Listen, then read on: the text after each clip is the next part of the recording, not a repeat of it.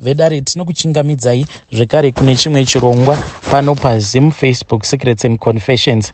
Tadzoka zvekare nemamwe mamessages.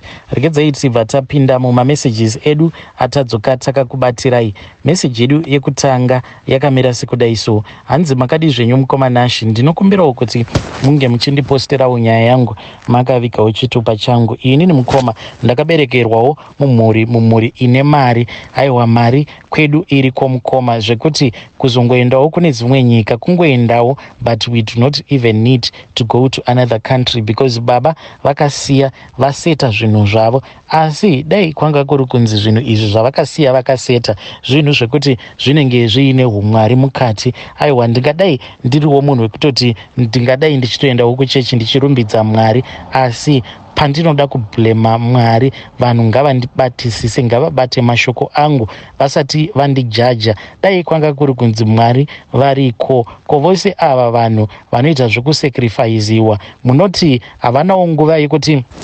vanotopfugamawo obva vatanga kukumbirawo Mwari kuti Mwari, handidi kuti ndige ndichizoitwa sacrifice, handidi kuti ropa rangu ringe richizoshandiswa mukunotsvakiswa mari, but why is it pane vose ava vanochekereswa Mwari vachingoramba vakanyarara. What pained me the most is my little sister. Takaluza sister vangu munguva iya yecorona, then baba ndokubva tazovaluza end of 2022 apo painge pachifanira kuti pange pachizorenewiwa hanzi mavows avo, but baba vakabva vazomakoniwa. Nanhasi uno amai, nyaya iyi havatombodi kuti inge ichitaurwa, but soon after baba vashayika takabva tazogara pasi navo mama, tikabva tati mama, isusu hatisisiri vana vadiki, munofanira kuti munge muchitibudira pachena.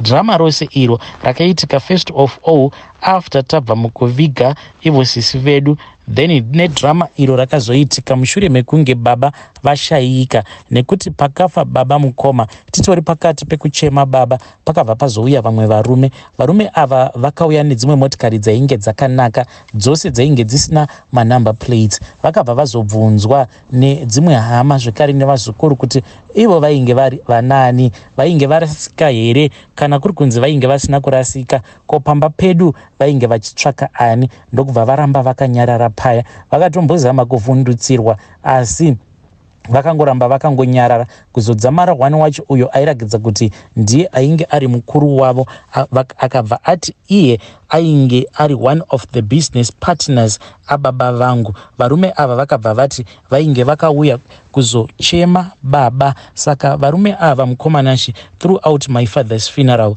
vaingouya so vongogara for about 5 minutes vasingaburiki motikari. Wacho iye aizviita mukuru ndiye aitombokwanisa kutongoburuka zvake mumotikari ongotenderera motikari yake achiita sekunge ari kucheka kuti mataya emotikari haana kuponcha here. Ndo mamwe mashura awo akaitika parufu rwababa vangu. If I go back during those times of COVID, kwaitikana munhu akashayika mumhuri menyu, just a few people were the ones that were allowed to attend the funeral. Saka umwe noumwe ainge akavharirwa ende vanhu vaiitya COVID iyi. Saka inini baba namama zvekare ne one of my sibling ndisu takabva tazoenda tikabva tazonoviga hanzvadzi yangu iyi, but mukoma takati tiripo pakati pekuviga hanzvadzi kwainge kuine vamwe varume vaya avo vainge vari maundertaker vaishanda panguva yacho yeCovid-19, ndo vaiita the whole process. Imimi maisatotendedzwa kuti munge muchibata mutumbi wemunhu uyo anenge ashayika vachitya kuti munokwanisa kuzozvikontaminata. Saka vakazoti vadzikisa box muguva, mukomanashi makabva mabuda nyoka ichimhanya. Nyoka iyi mukoma yakabudamo ichimhanya yakanangana neapo painge pakamira baba vangu. Baba havana kutomborakidza kuti nyoka iyi vainge vaitya. Apa nyoka yacho mukoma muone zvenyu yainge iri mhando iya ye-black mamba. Munoona kuti black mamba inomhanya sei, but baba vakangoramba vakamira zvavo vachitoita sekunge vainge vakaita zvekunamirirwa ipapo. Vakazoti nyoka iya mushure mekunge yazongonyangarika, baba ndipo pavakabva vatanga kupopota vakati pano ndauya kuzoviga mwana wangu, handina kuuya vachibvunzwa mibvunzo, yet painge pasitomborina kana ani zvake ainge avabvunza mibvunzo kuti nhai baba, ko nyoka iyi yazongobuda muguva rasisi yakakunangai, what is going on? Asi baba vakabva vazongova defensive, vakabva vati ivo vainge vasina kufambira kuti vange vachizobvunzwa mibvunzo. Takabva tazodzokera kudzimba dzedu, asi takati tadzokera kudzimba dzedu sevana tainge tava kungoramba tichingozvibvunza mibvunzo yakawanda, because baba munhu havo vane mabusinesses ekutoti unokwanisa kutoronda kuti iri bhizinesi rababa ndo rinotipinzira mari, but pane zvimwe zvezvo zvekutongoti taiti mukukura kwedu mukoma waikwanisa kungokaruka watoona mumba makazara mari yekuti unenge usingazivi kuti mari iyi yabva kupi. Worst of all, mari iyi manje yaibva yazongonyangarika, ende yaiti kana ikaapi yakanyangarika sekudaro, baba vaibva vazotenga mumwe mudziyo muhombe. Vaifarira kutenga motikari baba vangu, then motikari dziya vaizoti kana vadzishandisa vaibva vazodzitengesa. Motikari idzi dzainge dzichitengwa nababa vangu dzainge dziri motikari dzemhando yepamusoro. Ndinorangarira kuti nerimwe gore baba vakatombotengesera umwe minista motikari iyoyo panguva yekukampenewa kwemaelection. Baba vangu vainge vari very connected.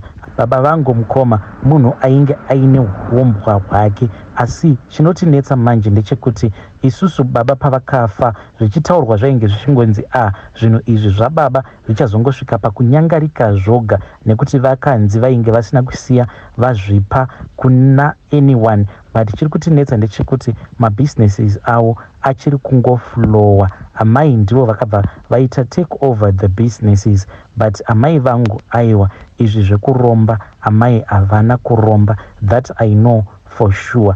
Dai kwanga kuri kunzi amai vakaromba vangadai vakataura, because mama ndivo vakatotiudza zvose zvakaitika kwavari. Ivo mama vakatoti vakasangana nababa vangu pavainge vachiri kuchikoro, ndokubva vazomitiswa nababa. Mushure mekunge mudzimai wababa wekutanga afa akatongofira muleba, then amai vakabva vazoti vabatira pamuviri, ndokubva vazotorwa nababa vakabva vazotanga kugara nababa. Saka ivo amai ndinotovanzwirawo tsitsi, because she is also a victim. Amai vangu vakaluza vana vanokwana kuita 3. Amai vaitosenga mimba, ende vaizoti kana vazoenda kunozvara paya, then vaibva vazozvara mwana anenge akafa, ende vose vana ava vainge vari vana vakomana. Saka amai ivo vanoti mushure mekunge vazobvunza baba kuti ko chii chiri kuitika, baba ndipo pavakabva vazoti kuna amai, zvinhu zvangu izvi zvandiinazvo izvo zvikono, saka zvinoda kuti nditange ndaita vana vasikana, then zvobva zvazonditendedza kuti ndinge ndichiitawo vana vakomana. Mukomanashi, ndiyo nyaya iyi yakaitikawo kudzinza rekwedu. Kana ndikada kudoma hama chaidzo dzakachekereswa nababa dzakawandisa mukoma. Baba vangu vakasvika pakuparadza dzinza rose nekuti vainge vachingoda kunzi munhu ane mari, ende baba vaitova nemushonga wekukontrola vanhu, waiita zvavanenge vachida kuti unge uchiita panguva yacho, kana kutoreurura kuti iwewo wakaromba yet usina kuromba. Ndo masimba awo ainge aina baba vangu. Please ndipostereiwo nyaya yangu makavigawo chitupa changu. It is not easy mukomanashi, it is not easy to be born in a family of ritualists.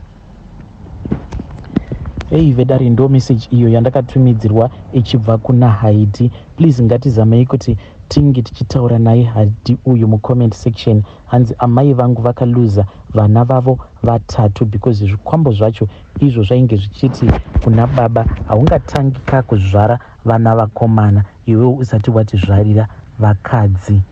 Hei, zvakangooma hazvo vedu we. Regedzai tibva taenda panyedu inotevera. Nyedu inotevera yakamira sekudai so. Hanzi makadizve nomukomanashi, ndinokumbirawo kuti munge muchindipostirawo nyaya yangu makavigawo chitupa changu. Inini mukoma ndikuda kutaura zvakaitika kuti ndinge ndichizobatwa nechirwere cheHIV, zvekare ndikushandira umwe murume uyo akaromba. Murume uyu wandinoshandira mukoma chirema chinotogarawo pawheelchair. Iye akandiudza kuti mhiko dzake dzaakaita ndidzo dzakamuremadza. Ainge atori munhu ainge asina kuremara, asi zvikwambo zvake ndizvo zvakabva zvazomuvhuna musana.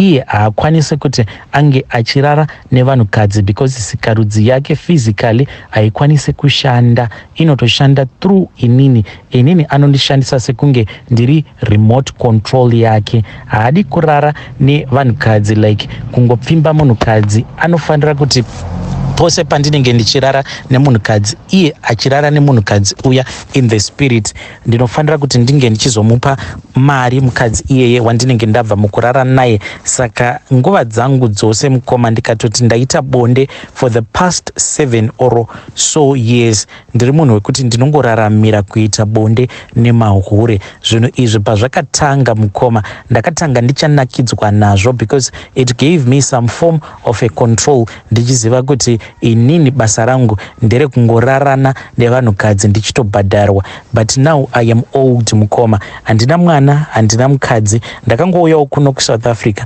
ndisati ndakwanisa kuita mukadzi.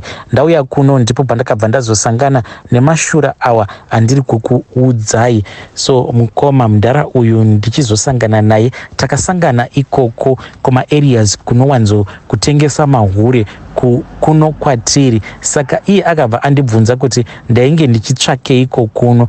Ndikabva ndamuudza chokwadi ndikati ndine rimwe hure rangu iro randinopota ndichishanyira. Saka I am a special client. Ndinoti musi wacho wandinenge ndauya, iyewo anobva ameka sure kuti muswere wese wezuva anenge asina munhu waanenge amboita bonde naye, so that I can feel her much better.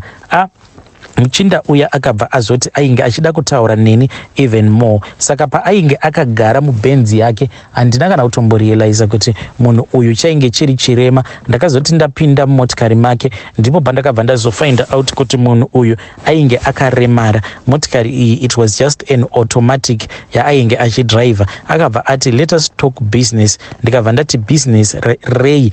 Iye akabva ati inini unoona condition yangu iyi handichakwanisi, uye muviri wangu hauchanditendedzi kuti ndinge ndichiita bonde nevanhukadzi. Saka iwewo ungakwanisa kundibatsira here? Ndikati ko ndinogokubatsira nei, nekuti ininiwo ndiri munhurume, ndiri kutongozvihaselerawo. Iye akabva ati kana uchida kuhasela kwekuti you can do something with that money, chindishandira. Akabva aexplaina the whole process, and haina kana kumbogara yaita kana sense to me. Uzonosvika achizoenda neni kune imwe sangoma yake yechikadzi. Takazoti tasvika kuya, ndikabva ndazotanga kuudzwa zvose izvo zvandaifanira kuti ndinge ndichiita, but still hapana kana chimwe zvacho chandakambonzwisisa. Ndainge ndichingobvumira mudenga because ndainge ndakavimbiswa mari yakawanda, mari yekutoti mukoma each and every month mari yandinopiwa kana doctor chaiye muno muSouth Africa, mari iyoyo haaiwane because kazhinji kacho ndikatoti ndapiwa mari ndinokwanisa kupiwa mari nekisvika kuma 75 to 80,000 rands a month. Asi chinondirwadza mukoma ndechekuti pamakore ose awa andararamisana naye mudhara uyu, iye anongonditi mari yako iyi yandakupa enda unodya. Kana ndikamuti no, handisi kuda kuidya mari iyi nekuti kuzimu uko kwandakabva ndinofanira kuti ndingoramba ndichingoenderera mberi nekuchengeta amai nababa vangu. Anobva aseka obva ati izvo hazvina kana basa, iwewe just enjoy your money. Kana ndikagara ndangoudzwa mashoko iwayo nemuchinda uyu wandinoshandira, mari iyoyo mukoma within 1 week inenge yapera. 70,000 rands kwandiri pakuispenda, it is nothing. Only 1 week ndinenge ndaipedza. Zvacho zvandinenge ndichitenga mukoma, dai kwanga kuri kunzi ndinozvitengera hembe dzekupfeka or something else, ndaiti zvinenge nani, but mukoma mari yacho yose inongoperera mumahure. Nekuti ndinowanzo kuti kana ndikapiwa mari yakati wandei, ndinobva ndatorana nemamwe mahure aya eclass yepamusoro. Ndakatombobhuka murungu for 1 week. You can just imagine kuti mahure echirungu madhuriro acho avanoita. Apa ndikabva ndaribhuka hure iroro rechirungu for 1 week. Saka inini paya pandinenge ndichiita bonde, iye mudhara uyu anenge akatorara pambedha wake. Iye anoita sekunge anenge apfeka bhodhi yangu, then anobva atozviona achiita bonde nemunhu uyo wandinenge ndichirara naye. Kana ndatopedza paya mukoma, ndinotonzwa kutoti pane chimwe chinhu chinenge chichitobuda mumuviri mangu. Iye akabva ati mweya wangu iwoyo uyo unenge wauya kuzopozesa muviri wako. Zvino mukoma ndaneta ini izvi zvekuramba ndichingoitwa nemushonga handichazvidi manashe. Saka ndiri kutsvagawo rubatsiro. Kana kuri kunzi ndinokwanisa kuwanawo munhu anondibatsira, kana kuri kurutsiswa, please ndapota ndirutsiseiwo, because hausisiri upenyu hunonakidza. I can say kuti 7 years ago when I started getting my first money, aiwa zvainge zvichindinakidza, but now hazvichanakidzi nekuti kumusha uko ndine vaberekiwo vandakasiya, ende nemari dzose idzo dzandinowana handikwanise kuti ndinge ndichichengeta baba naamai vangu